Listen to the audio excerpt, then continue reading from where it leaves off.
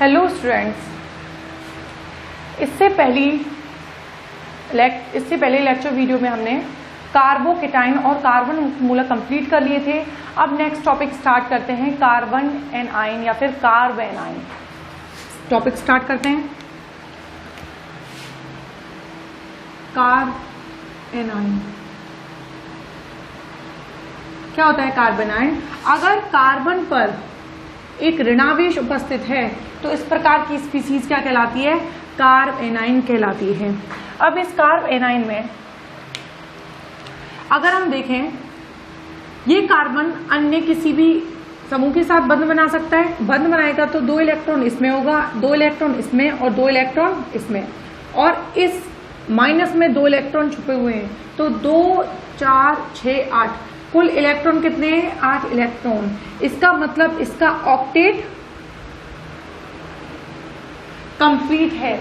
इसका octet complete है, इसीलिए ऐसे कोई भी समूह जो इसकी इलेक्ट्रॉन डेंसिटी में, इलेक्ट्रॉन घनत्व में वृद्धि करेंगे, वो इसके स्थायित्व को कम करेंगे, क्योंकि इसके पास अधिकतम इलेक्ट्रॉन घनत्व मौजूद है।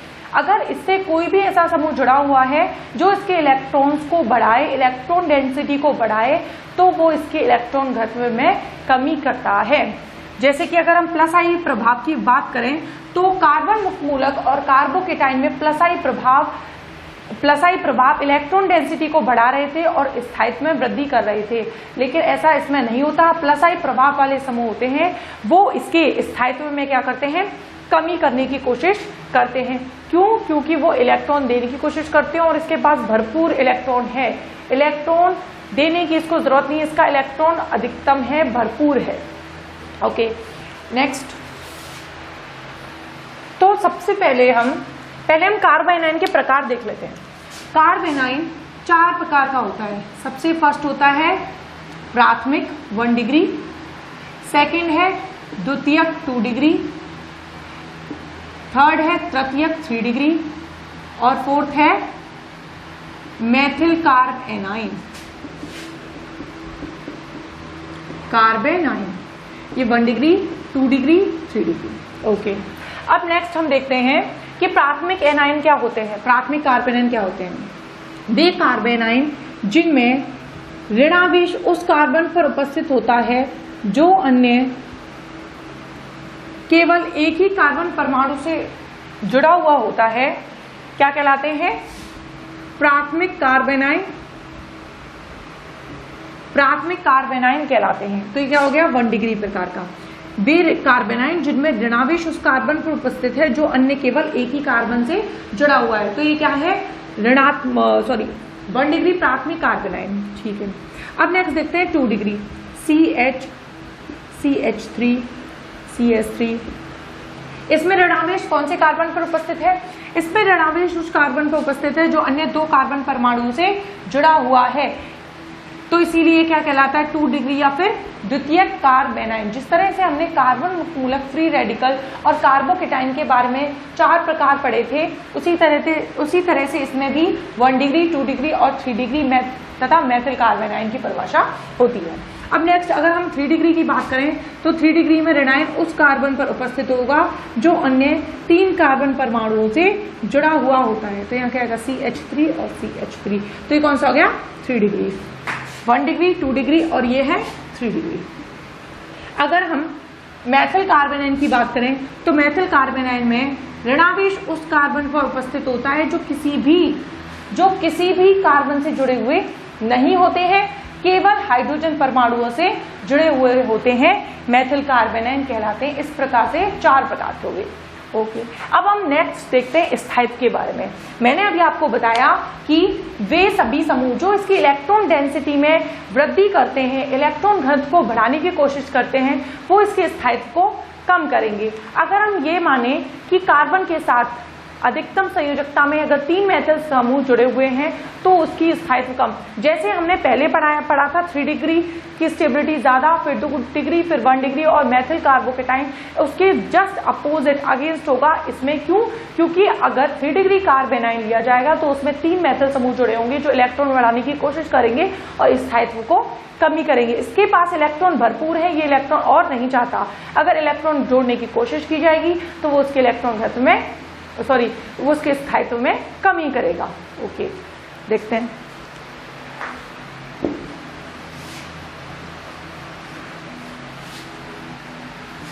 अगर मैं स्थायित्व के बारे में बात करूं तो 3 degree less than 2 degree less than 1 degree less than methyl कार्बेनाइन। इसका कारण क्या है? क्योंकि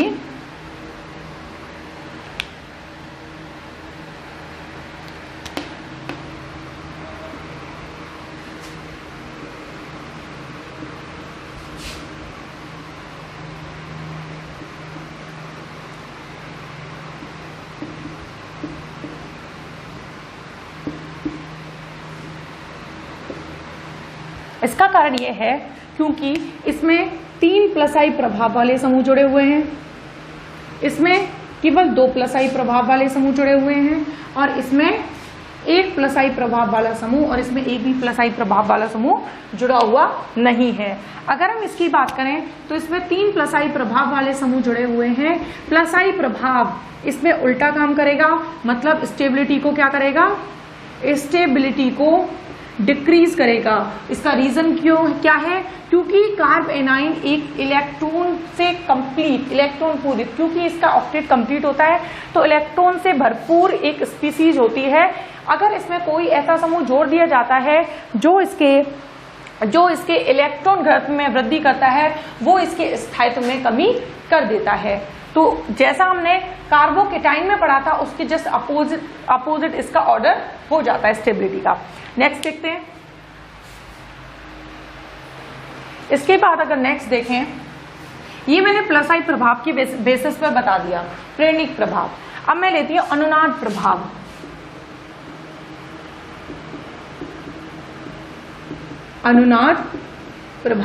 अनुनाद प्रभाव में मैंने क्या किया था? CH2 minus CH double bond CH2, ये क्या था? एलिल, ये है allyl carbanion, allyl carbanion. I प्रभाव की केस में तो ऑर्डर अपोजिट हो जाता है, लेकिन अनुनाद की केस में ऑर्डर अपोजिट नहीं होता, ऑर्डर वही रहता है। जिस तरह से अगर अनुनाद होने के दौरान अनुनादी संरचनाओं में वृद्धि होती है तो अनुनादी संरचनाओं में जैसे जैसे वृद्धि होगी स्थायित्व में वृद्धि होती जाएगी। इसीलिए एलिल कार्बेनाइन इनकी तुलना में स्थायी होता है, 1 डिग्री, 2 डिग्री, 3 डिग्री की तुलना में स्थायी होता है।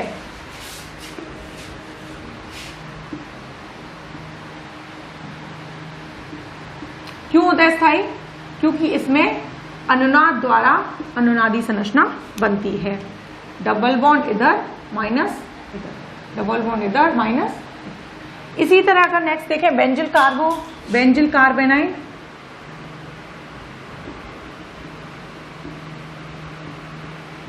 बेंजिल कार्बेनाइन देखें,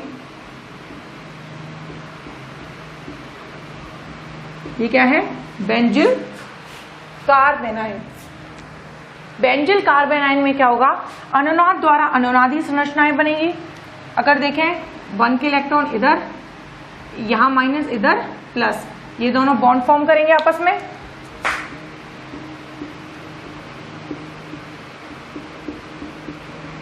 यहां क्या आ गया? Negative charge. Okay, next bond के इलेक्ट्रॉन इधर माइनस और इधर प्लस, ये प्लस माइनस आपस में बॉन्ड फॉर्म करेंगे। क्या आएगा?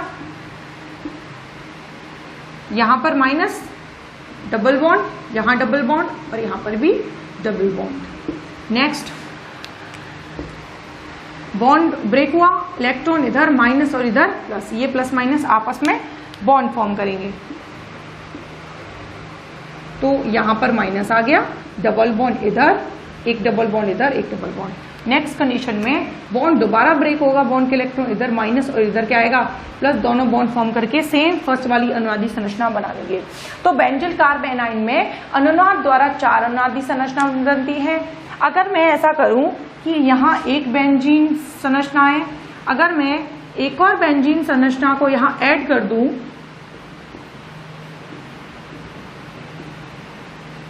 ऐड कर दी जाए तो 2 बेंजीन वाले हो जाएगी, तो इससे 9 अनुनादी संरचनाएं और बाद में 13 अनुनादी संरचनाएं प्राप्त होती है। मतलब अनुनादी संरचनाओं की संख्या बढ़ रही है। जैसे जैसे अनुनादी संरचनाओं की संख्या बढ़ती है स्थायित्व में वृद्धि होती है।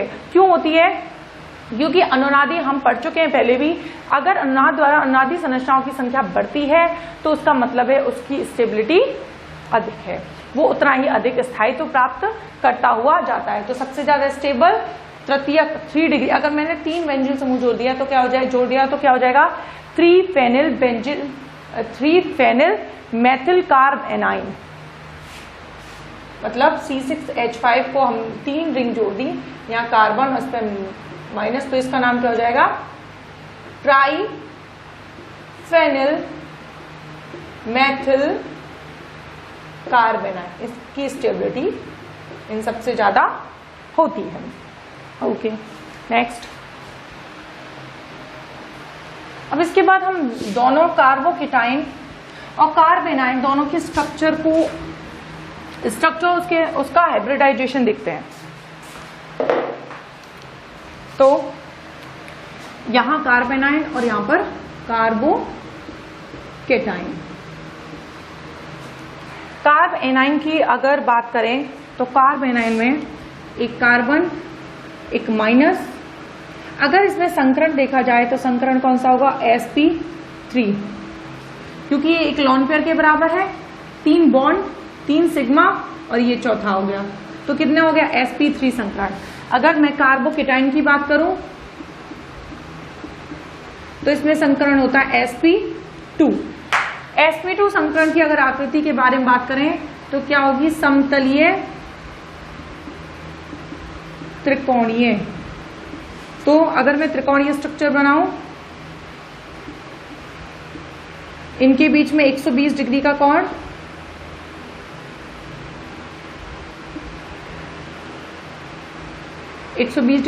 हो गया, और यहां तल के लंबवत ऊपर व नीचे pz कक्षक होगी, जिसमें क्या उपस्थित रहेगा, इसका धनावेश उपस्थित रहेगा। जबकि इसकी अगर स्ट्रक्चर देखें तो कैसी होगी, देखो यहां कार्बन, इसके 3 बॉन्ड, कुछ अमोनिया के समान इसकी स्ट्रक्चर होती है, वैसे चतुष्फल की है। और अगर हम देखें आकृति, ज्यामिति चतुष्फल की आकृति क्या हो जाएगी पिरामिडीय। चतुष्फल की कैसे, लेकिन हम आकृति में लॉन पेयर्स को सम्मिलित नहीं करते। ये क्या होगी चतुष्फलक, 1 2 3 4 4 फलक हो गए, तो इसकी ज्यामिति तो है चतुष्फल की है, लेकिन हम अगर आकृति की बात करें तो इसकी आकृति हो जाएगी, यहां से अगर हम इसको देखें तो कुछ पिरामिड के समान है। अगर हम लॉन पेयर को कंसीडर नहीं करें तो क्या हो जाएगी, कुछ पिरामिड के समान। किसके समान हो रही है, पिरामिड की। तो कार्ब एनाइन की संरचना कैसी होती है, अमोनिया के जैसी, अमोनिया जैसे उसकी ज्यामिति चतुष्फल की होती है तथा आकृति पिरामिडीय होती है, उसी प्रकार कार्ब एनाइन की आकृति होती है। लेकिन कार्बोकेटाइन में संकरण sp2 होता है, और संकरण sp2 होता है तो आकृति समतलीय त्रिकोणीय होती है, जिसमें प्रत्येक कोण 120 डिग्री का होता है और इसमें 109 डिग्री 28 मिनट का कोण होता है। ये हो गई स्ट्रक्चर। इसके बाद नेक्स्ट,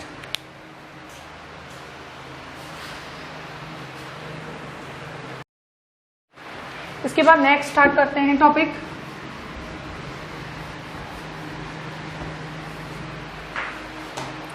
नेक्स्ट टॉपिक स्टार्ट करते हैं क्रियाकारक।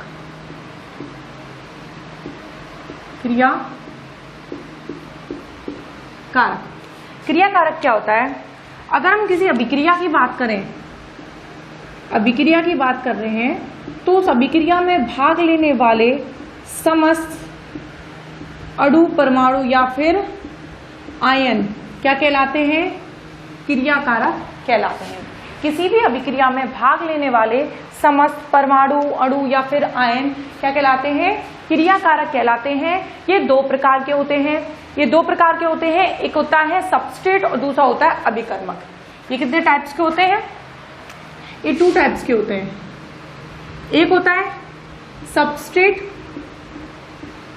And second is अभिकर्मक। अब सबस्ट्रेट और अभिकर्मक में क्या अंतर है?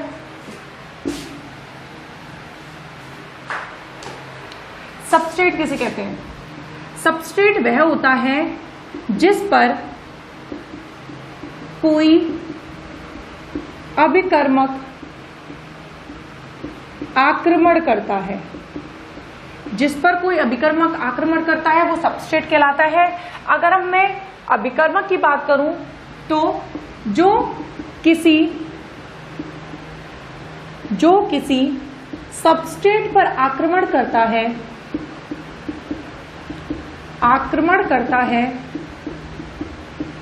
क्या कहलाता है?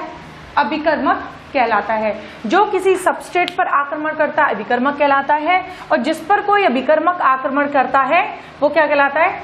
सबस्ट्रेट कहलाता है। जैसे अगर मैं कोई अभिक्रिया लिखूं तो अभिक्रिया में मैं लिख रही हूं बेंजीन, ये है बेंजीन, और बेंजीन का मुझे करवाना है नाइट्रीकरण। तो मैंने HNO3 की अभिक्रिया, सांद्र HNO3 लिया सांद्र H2SO4 की उपस्थिति में, तो क्या हो जाएगा? इसका नाइट्रीकरण हो जाएगा, NO2 समूह अटैच हो गया। तो इसमें अब अगर हम देखें कि सबस्ट्रेट कौन सा है, तो बेंजीन होता है सबस्ट्रेट और ये क्या है? अभिकर्मक। क्यों? क्योंकि बेंजीन पर अभिकर्मक का आक्रमण होता है और अभिकर्मक सबस्ट्रेट पर आक्रमण करते हैं। तो इस आधार पर क्रियाकारक कितने प्रकार के हुए? 2 प्रकार के। क्रियाकारक 2 प्रकार के होते हैं, फर्स्ट सबस्ट्रेट, दूसरा अभिकर्मक। सबस्ट्रेट क्या होते हैं? सबस्ट्रेट वे होते हैं जिन पर कोई अभिकर्मक आक्रमण करता है, और अभिकर्मक क्या होते हैं? जो किसी सबस्ट्रेट पर आक्रमण करते हैं। जैसे कि एग्जांपल में बताया, बेंजीन सबस्ट्रेट है और HNO3 क्या है? अभिकर्मक है, रिएजेंट है। ओके, नेक्स्ट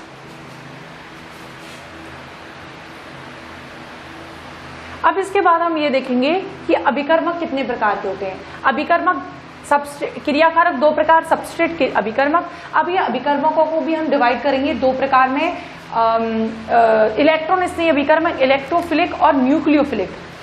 स्टार्ट करते हैं।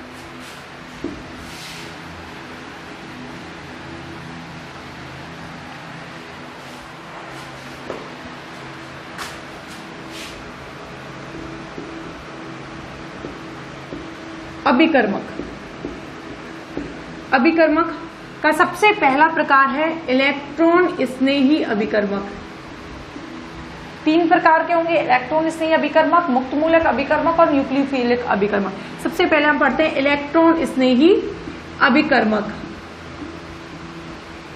अगर हम इलेक्ट्रॉन स्नेही नाम से देखें तो इसका मतलब होगा इलेक्ट्रॉन स्नेही, इलेक्ट्रॉन से स्नेह दर्शाने वाला, स्नेह करने वाला, इलेक्ट्रॉन लविंग होते हैं ये। तो इलेक्ट्रॉन से स्नेह कौन दर्शाएंगे? इलेक्ट्रॉन किससे स्नेह कौन दर्शाएंगे? जिनके पास इलेक्ट्रॉन की क्या होगी? कमी। और ऐसे कौन होते हैं? धनायन। कोई भी धनायन की बात करें, धनायन है इसका मतलब है उसके पास इलेक्ट्रॉन की कमी है, तो वो इलेक्ट्रॉन के साथ स्नेह दर्शाएंगे। तो वो किसकी तरह काम कर सकते हैं? इलेक्ट्रॉन स्नेही की तरह। अर्थात इलेक्ट्रॉन स्नेही या फिर इलेक्ट्रॉन स्नेही अभिकर्मक वे होते हैं जिनके पास इलेक्ट्रॉन्स की कमी होती है। इलेक्ट्रॉन्स की कमी के कारण वो इलेक्ट्रॉन की तरफ आकर्षित होते हैं, इलेक्ट्रॉन से स्नेह दर्शाते हैं। अतः ऐसी कोई भी जगह उन्हें मिले जहां पर उन्हें इलेक्ट्रॉन मिल सकते हैं तो वो वहां पर जाके जुड़ सकते हैं। अगर हम एग्जाम्पल की बात करें इलेक्ट्रॉन स्नेही की, तो एग्जाम्पल क्या होंगी? समस्त धनायन ही जाकर ऋणायन वाली स्थिति पर जुड़ेंगे। जैसे कि अगर मैं समस्त धनायन वाली बात करूं तो NO2+,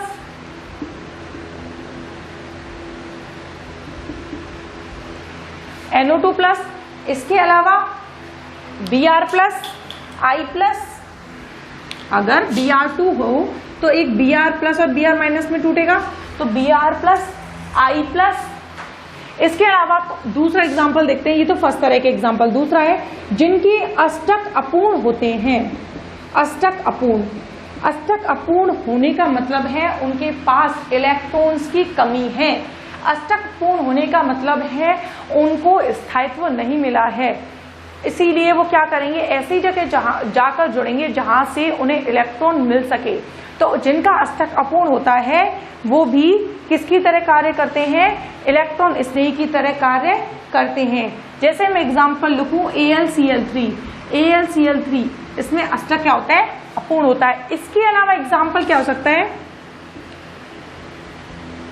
वे समस्त अणु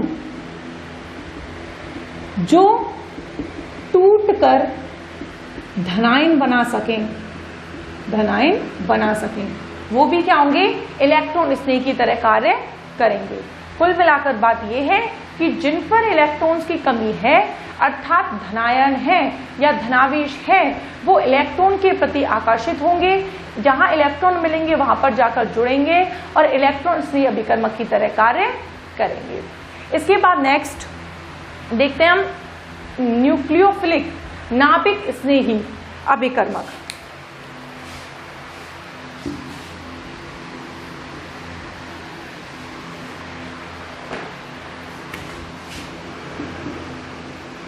नाभिक स्नेही अभिकर्मक, अब उसके जस्ट अपोजिट होता है नाभिक स्नेही।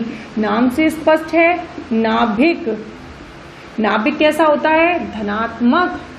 अगर वो धनात्मक जगह से स्नेह दर्शाए तो क्या होंगे, नाभिक स्नेही, नाभिक स्नेही अभिकर्मक। अब ऐसे कौन से होते हैं, जिनके पास इलेक्ट्रॉन की अधिकता होती है, और ऐसे कौन से होते हैं, समस्त ऋणायन, ऋणायन, ऋणायन ऐसे होते हैं जिनके पास इलेक्ट्रॉन काफी अधिक मात्रा में होते हैं, इसीलिए ऐसी जगह जाकर जुड़ने की कोशिश करते हैं जहां पर धनावेश है, क्योंकि आप जानते हैं अपोजिट पोल्स पे अट्रैक्शन होता है, इसीलिए जैसे ही इसके कोई भी धनावेश बनेगा, अगर वो अभिकर्मक की तरह कार्य कर रहा है तो वो नाभिक स्नेही अभिकर्मक कहलाएगा, क्योंकि वो चाहेगा कि मैं इलेक्ट्रॉन की अधिकता वाली जगह नाभिक की अधिकता वाली जगह में जाकर जुड़ूं। तो इलेक्ट्रॉन स्नेही वहां जुड़ता है जहां इलेक्ट्रॉन की अधिकता होती है। इलेक्ट्रॉन से स्नेह दर्शा रहा है मतलब खुद पर क्या है, पॉजिटिव चार्ज। अगर नाभिक स्नेही बोल रहे हैं तो नाभिक स्नेही कौन से होते हैं, जो नाभिक से स्नेह दर्शाते हैं। नाभिक मतलब पॉजिटिव चार्ज, और पॉजिटिव चार्ज से स्नेह कौन दर्शाता है, जिसके पास खुद के पास ऋणायन होता है, खुद ऋणात्मक होता है। तो इस तरह से हो गया नाभिक स्नेही। नाभिक स्नेही के अगर मैं उदाहरण की बात करूं तो नाभिक स्नेही कौन से होंगे, सारे ऋणायन, सारे ऋणायन। तो मैं लिख सकती हूं एग्जाम्पल में, समस्त ऋणायन, समस्त ऋणायन जैसे कि halogen Cl minus, Br minus etcetera. इसके अलावा जिन पर लुईस एकांकी इलेक्ट्रॉन युग्म है, एकांकी इलेक्ट्रॉन युग्म मतलब लॉन पेयर, एकांकी इलेक्ट्रॉन युग्म होते हैं, वो क्या कहलाते हैं, नाभिक स्नेही अभिकर्मक। क्यों, क्योंकि वो उस जगह जाकर जुड़ते हैं जहां पर नाभिक है। नाभिक मतलब धनावेश है। ओके, नेक्स्ट स्टार्ट करते हैं। इसके बाद मुक्त मूलक अभिकर्मक। मुक्त मूलक अभिकर्मक क्या होते हैं, मुक्त मूलक अभिकर्मक वे होते हैं जिन पर एक विषम इलेक्ट्रॉन पाया जाता है, विषम इलेक्ट्रॉन। ठीक है, देखते हैं।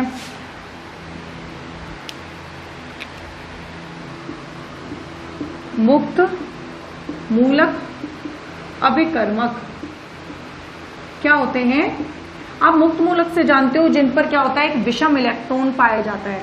मुक्त मूलक का मतलब क्या है, विषम इलेक्ट्रॉन युक्त प्रजाति, युक्त प्रजाति।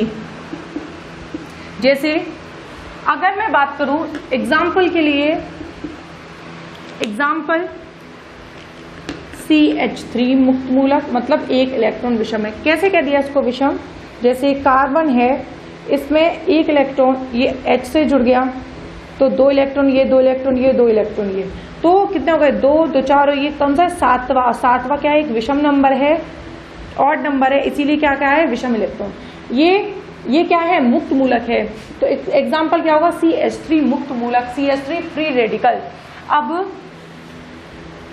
अगर इनकी अभिक्रियाओं की विशेषता देखें, अगर कहीं पे मुक्त मूलक अभिकर्मक जुड़ रहा है तो उनकी एक विशेषता होती है, विशेषता ये होती है कि यदि अभिक्रिया एक बार प्रारंभ हो जाए तो जब तक नहीं रुकती तब तक नहीं रुकती जब तक संपूर्ण अभिकारक या फिर क्रियाकारक उत्पाद में ना बदल जाए, संपूर्ण क्रियाकारक उत्पाद में ना बदल जाए।